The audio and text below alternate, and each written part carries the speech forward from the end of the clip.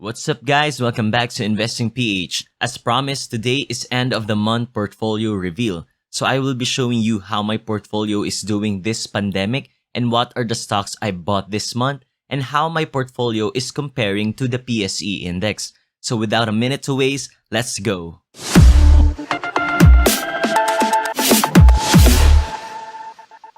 So before we start unveiling my humble portfolio, do like and subscribe first guys. This is really not easy for me to do every month, my pride is on the line here.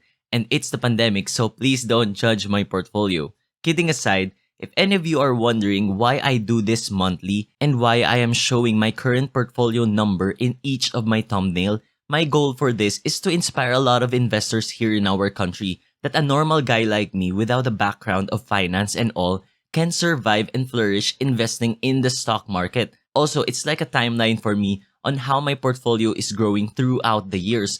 Maybe later on when my portfolio is large enough for me to retire, I can look back at my past videos and see where I started. With that said, here it is. My total portfolio gain is still in the negative 4.27. Wow. Now this number here isn't actually my total invested money. This is plus all the dividends I gained in which I reinvested back again. My total invested money is only 828,100, not 847,823, at which my total negative is only 1.99, not including the dividends I reinvested. So not bad.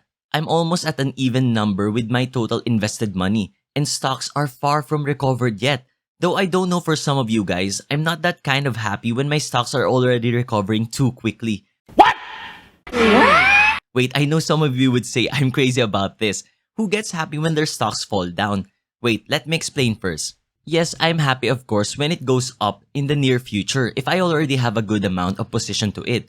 It's because of the mindset I already engraved in myself. When my stocks fall down, I'm happy because I can buy more of it. If its stock's price increase too quickly, then I can't buy more of that stock because I have that conviction that the companies I am investing is a strong and good company. Now going on, the stocks I bought this month are Glo, Megaworld, AP, and Pure Gold. So if you can see in my last portfolio update, I was also buying Globe.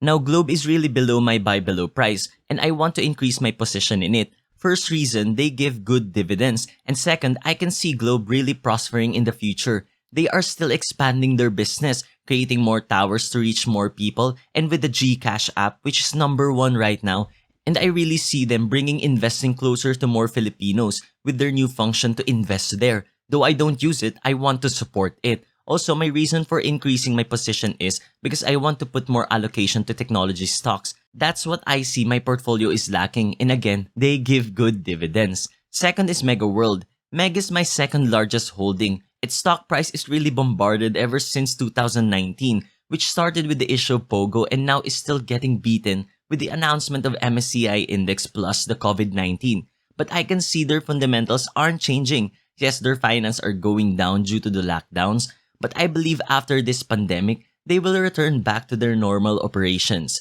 So once I saw the price going down to my buy below price, I bought again some shares.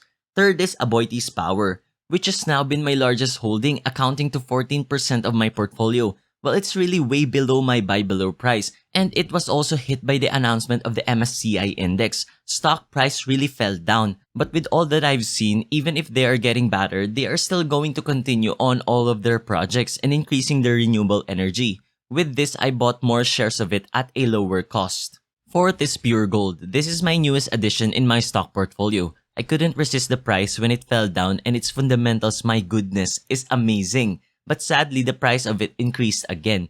Though it's still under my buy below price, let's see in the next month if I would be able to increase my position here. Now let's compare my portfolio on how it's doing compared to the PSE index. So in this comparison, I put into account when I started investing, which was in July of 2019. I started working in January of 2019. And thought I was ready for investing after reading investing books and watching videos about famous investors. It took me around 7 months to ready myself. Anyway, with that, my comparison will start with July of 2019. Back then, the index was at the 8,170 level. So before I discuss the yearly comparison, just a quick info. During the lowest part of the index, which was in March Second week, I think, my portfolio was in the negative 36.38%. Really was shocking for me since I was investing for less than a year during that time. Comparing to the index, it dropped to negative 42.5% from its high in July of 2019. So now with the yearly comparison from July of 2019 to July of 2020, which was my first year, the PSE index had a negative 22.9% growth. In comparison with my portfolio, it also had a negative 21.45% growth. Not too bad. Actually, when I look at this back then, during the peak of the crash, I was really comparing my portfolio to the index because there's a little bit of panic, of course. Just like what I said a while ago, I was down 36.38% in March of 2020. But when I saw the index dropping even more, I felt a sense of relief that, oh, it's not my fault or I'm not really that bad at investing since the index dropped more than mine. Anyway, let's proceed with the next year, which is July of 2020 up to date. With this, I'm now at my second year of investing. This year, the index really recovered well, jumped up positive 22% in December of 2020, but fell down again, having a positive 12% from July of 2020 up to date. And for my portfolio, it's a positive 20% gain from July of 2020 up to date. Now, I do this sometimes because it's really good for you to compare how your portfolio is doing in comparison to the benchmark. Although my total overall gain is still at a negative 1.99%, with the comparison, I can see I'm still doing fine compared to our benchmark. And this can guide you to improve your strategy. If you're trailing from the index, maybe there are some points you can improve. So I advise you guys to look how your portfolio is doing compared to the benchmark.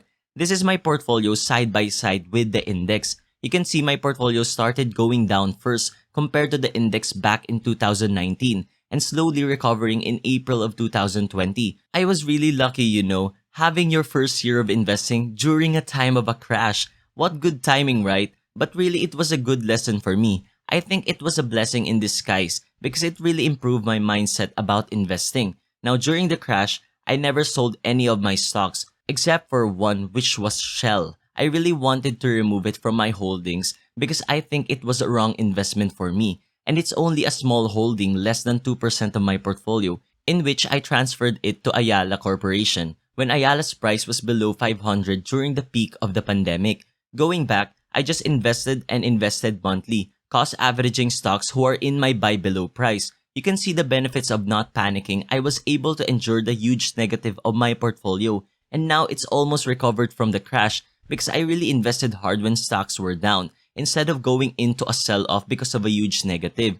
That's why knowing the companies you are investing is really important. It refrains you from being afraid when its stock price go down because you have a lot of conviction in you that this company is strong. It can weather the storm. With that said, I think that's it for this video. If you like the content, do subscribe to my channel. So see you guys in my next videos.